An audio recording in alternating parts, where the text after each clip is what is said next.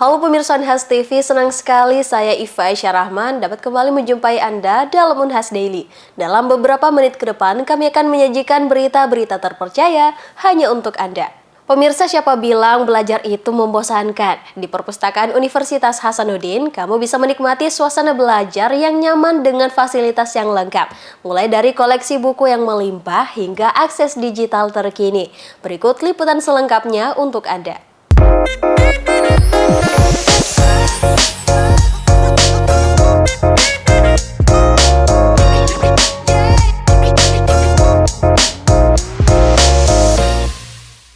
Halo Sobat Akademika Unhas, jadi pada kesempatan kali ini kita akan mengeksplor tentang Perpustakaan Universitas Hasanuddin. Nah, siapa nih di antara kalian yang mahasiswa Unhas tapi belum tahu banyak tentang perpustakaannya? Yuk sama-sama kita cari tahu kali ini.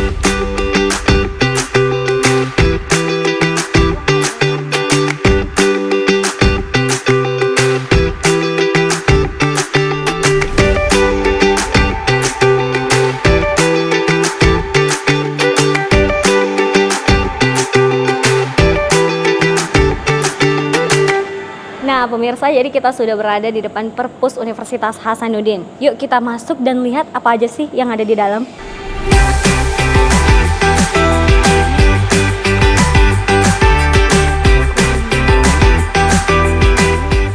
Buat kamu yang ingin menitipkan barang, kamu harus menyetor kartu tanda mahasiswa atau kartu tanda pengenal untuk mendapatkan kunci loker tempat menyimpan barang. Pastikan kunci loker kamu nggak hilang ya.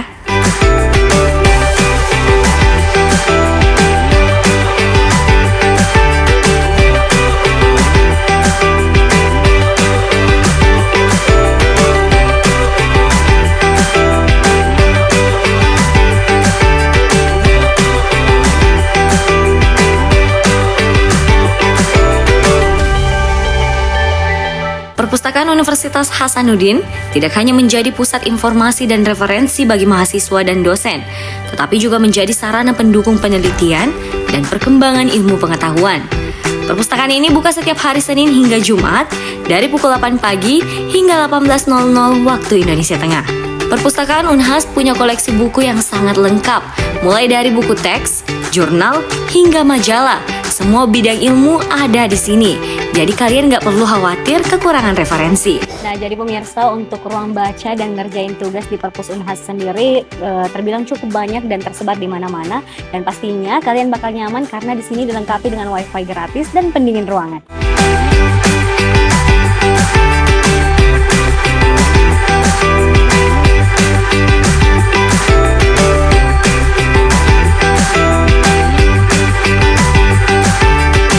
Perpustakaan Unhas kini juga mulai berinovasi dengan mengikuti perkembangan digital.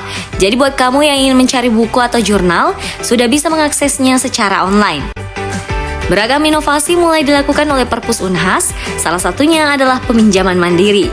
Selain itu, kini para mahasiswa juga tidak perlu lagi mengumpulkan skripsi dan tesisnya secara langsung, karena hal tersebut sudah dapat dilakukan secara online.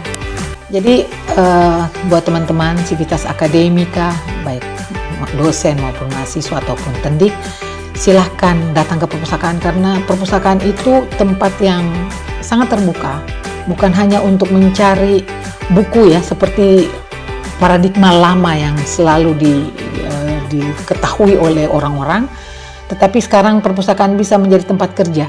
Kami sudah menyediakan working space bahkan bagi mahasiswa yang misalnya komputernya rusak. Kami sediakan namanya Digital Corner. Di situ ada sekitar lebih dari 60 komputer yang bisa digunakan. Tetapi memang kami tidak izinkan untuk menggunakan flash disk. Tapi silahkan datang ke perpustakaan. Perpustakaan terbuka sampai jam 6, dari jam 8 sampai jam 6. Silahkan datang, suasananya oke. Kami berusaha untuk membuat suasana yang nyaman.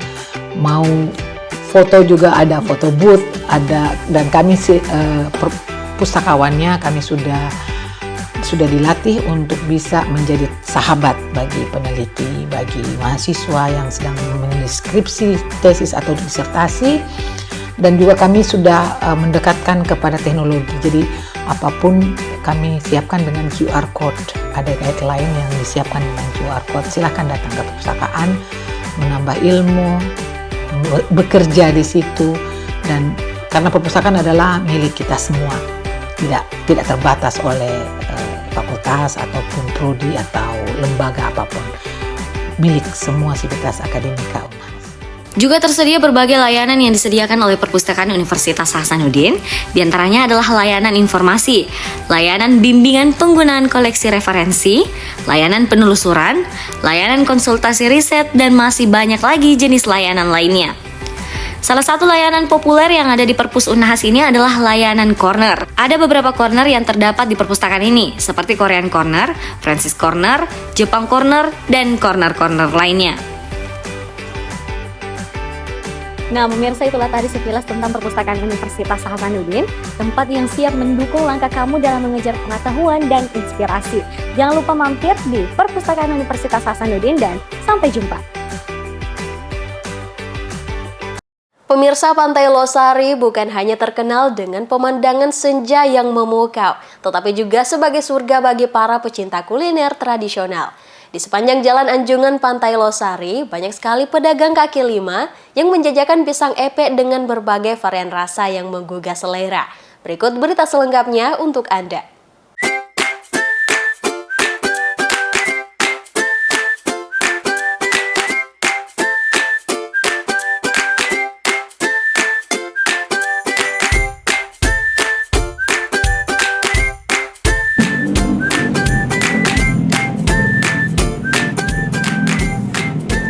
Halo pemirsa Unhas TV, kali ini kita sedang berada di anjungan Pantai Losari, Makassar.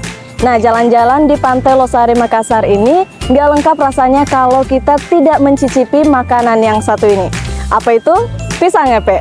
Pisang epek merupakan salah satu makanan khas kota Makassar dan menjadi ikonik di Pantai Losari ini. Nah, gimana sih rasa dari pisang epek ini? Yuk ikuti keseruan tim Unhas TV.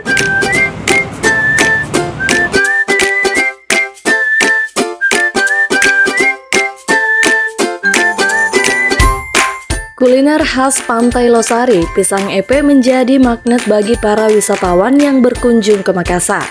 Menyantap pisang epek di Pantai Losari adalah pengalaman yang tidak boleh terlewatkan. Di sepanjang anjungan Pantai Losari di Jalan Penghibur, banyak pedagang kaki lima yang menawarkan pisang epek dengan berbagai rasa. Para penjual pisang epek menyediakan meja dan kursi plastik agar pengunjung bisa menikmati suasana senja atau malam di pinggir pantai sambil menikmati pisang epek.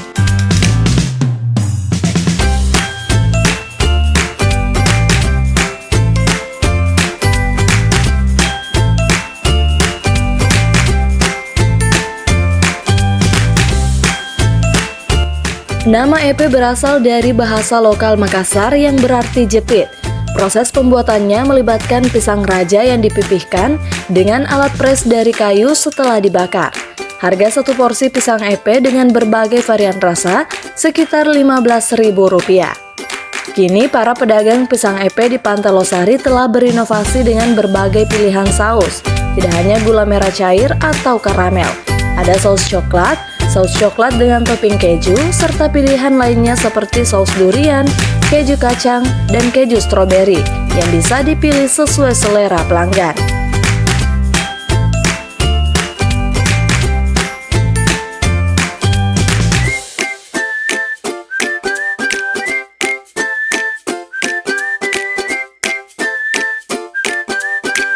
Oke pemirsa, jadi di sini tuh ada berbagai varian rasa dari pisang epek ini, mulai dari original sampai yang kekinian. Nah, di sini tuh kita pesan original, Milo susu dan rasa coklat keju susu, dan masing-masing harganya itu Rp15.000. Menyantap pisang epek yang hangat semakin nikmat dengan hembusan angin sepoi-sepoi dan pemandangan indah Selat Makassar di depan mata. Rahmatia, Ifai Syarahman, Unhas TV. Pemirsa, jelang memasuki masa perkuliahan, mahasiswa baru Unpad mengambil kelengkapan serta mengaktifkan sejumlah sarana pendukung kuliah. Bertajuk Unpad Orientation, mahasiswa baru ini diberi pembekalan tentang jati diri mahasiswa Unpad dan sejumlah seminar lain. Berikut laporan tim Divya Unpad TV untuk Unhas TV.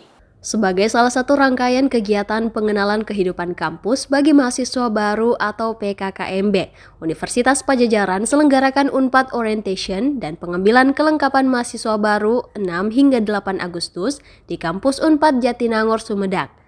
Unpad Orientation ini menghadirkan sejumlah kegiatan selama 3 hari, diantaranya pengenalan jati diri Unpad dan seminar dengan berbagai tema yang dilaksanakan di Gedung Olahraga dan Auditorium Balai Santika. Jati diri khas mahasiswa Unpad sendiri terdapat 6 kerangka karakter, yakni jujur, bermanfaat, tangguh, komunikatif, peduli sosial dan lingkungan, serta berpikir reflektif.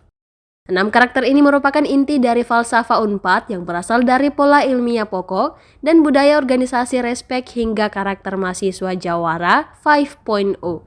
Selain mencetak KTM dan mengambil kelengkapan fisik berupa jas alma mater dan merchandise, mahasiswa juga dapat mengakses sarana pendukung perkuliahan lainnya seperti pengaktifan paus.id, live Unpad, keanggotaan perpustakaan Unpad, dan Unpad Luhung.